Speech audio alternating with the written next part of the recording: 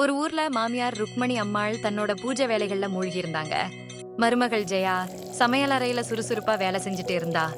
ஆனா அதே சத்தமில்லாத அமைதிக்குள்ள ஒரு பெரிய புதையல் எங்கேயோ மறைந்திருந்தது.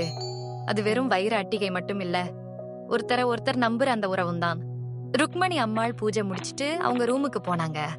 பீரோல இருந்த ஒரு மரப்பெட்டியை கொண்டு வந்தாங்க. அது ஒரு பழைய நகை பெட்டி. இன்னைக்கு கோயிலுக்கு போகணும், அந்த வைர அட்டிகைய போட்டுட்டு போனா நல்லா இருக்கும். அப்போ நகைப்பெட்டியை திறந்து உள்ள பார்த்ததும் அவங்க முகம் மாறியது. அதிர்ச்சியில பார்த்தாங்க. உடனே ருக்மணி மருமகளை கூப்பிட்டாங்க.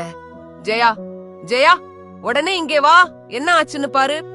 அப்ப ஜெயா சமையல் வேலைய அப்படியே போட்டுட்டு பதட்டமா ஓடி வந்தா. என்னத்த, என்ன ஆச்சு? ஏன் இப்படி பதட்டமா கூப்பிடுறீங்க? ஏதாவது பிரச்சனையா? அதுக்கு ருக்மணி, இந்த நகை பாக்ஸ்ல இருந்த நம்ம வீட்டு வைர அட்டிகை காணோம். நேத்து ராத்திரி வரைக்கும் இங்கதான் இருந்துச்சு, இப்போ இல்ல. நீதானே நேத்து ராத்திரி இந்த ரூம்ல இருந்த, நீதானே துணிகளை அடுக்கி வச்ச. இப்படி ருக்மணி கேட்டதும் ஜெயா அதிர்ச்சியில உறைஞ்சு போய் சொன்னா, அத்த, நான் அதை தொடவே இல்ல. சத்தியமா சொல்றேன், நான் ஏன் அதை எடுக்க போறேன்? என் மேல உங்களுக்கு நம்பிக்கை இல்லையா?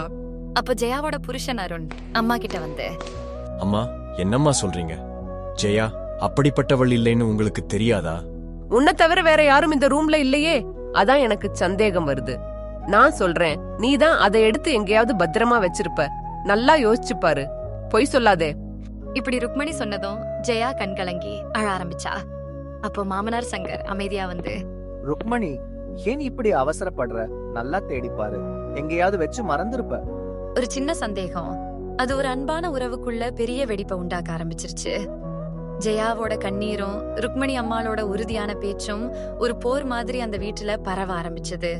நம்பிக்கைங்கிற கண்ணாடி நொறுங்க ஆரம்பிச்சது. அப்போ வீட்டு வாசல்ல பழைய துணிகளை சேகரிக்கும் ஆள் வந்து டோர் பெல் அடிச்சாரு. ருக்மணி அம்மாள் ஒரு பெரிய துணி மூட்டையோட வந்தாள். அருணும் சங்கரும் கூடவே வந்தாங்க. அம்மா, பழைய துணி மூட்டையை எடுத்துக்கலாமா? அதுக்கு ருக்மணி, ஆமாப்பா, இதுதான், எடுத்துக்கோ.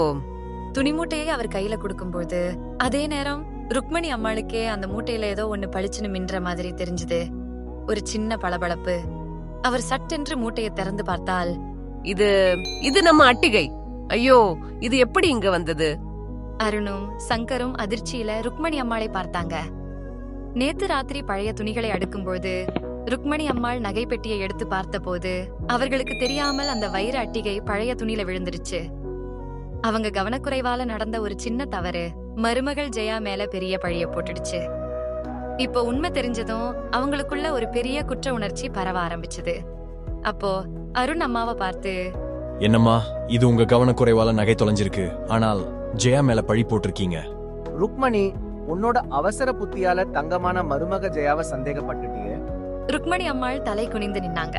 அவங்க மெதுவாக ஜெயாவிடம் சென்று, ஜெயா, என்ன மன்னிச்சிடு. என் கவனக்குறைவால தான் இந்த தப்பு நடந்துச்சு. ஆனா அந்த பழியை உன் மேல போட்டுட்டேன். உன்னை நான் ரொம்ப கஷ்டப்படுத்திட்டேன். உன்னை சந்தேகப்பட்டதை நினைச்சா ரொம்ப வெட்கமா இருக்கு. இப்படி ருக்மணி சொன்னதும் ஜெயா மாமியாரை அன்பா அணைத்துக் கொண்டு கண்களில் கண்ணீருடன் சொன்னா, அத்தே, நீங்க இப்படி மனசு விட்டு பேசுறது தான் எனக்கு முக்கியம். நம்ம 2 பேருக்கும் அந்த அட்டிகையை விட இந்த நிமிஷம் தான் ரொம்ப பெருசு.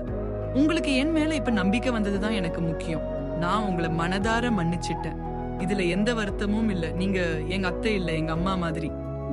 முன்னாடி சந்தேகத்தோட இருந்த ருக்மணி அம்மாள் இப்ப ரொம்ப மென்மையானவங்களா மாறிட்டாங்க. ஜெயாவோட அன்பும் புரிதலும் அந்த வீட்டுல மறுபடியும் நம்பிக்கையை விதைச்சது. இருவரும் மகிழ்ச்சியாய் இருந்தாங்க. அவர்கள் 4 பேரும் முகத்திலும் நிம்மதியும் சந்தோஷமும் நிரம்பிருந்தது. ஒரு குடும்பத்துல சந்தேகத்துக்கு பதிலா நம்பிக்கையையும் கோபத்துக்கு பதிலா பொறுமையையும் கடைபிடித்து வாழ வேண்டும். உறவுகள் தான் உண்மையான செல்வம். இந்த கதை உங்களுக்கு பிடிச்சிருந்தா லைக் பண்ணுங்க, ஷேர் பண்ணுங்க மற்றும் சேனலுக்கு சப்ஸ்கிரைப் பண்ணுங்க. நன்றி, வணக்கம்.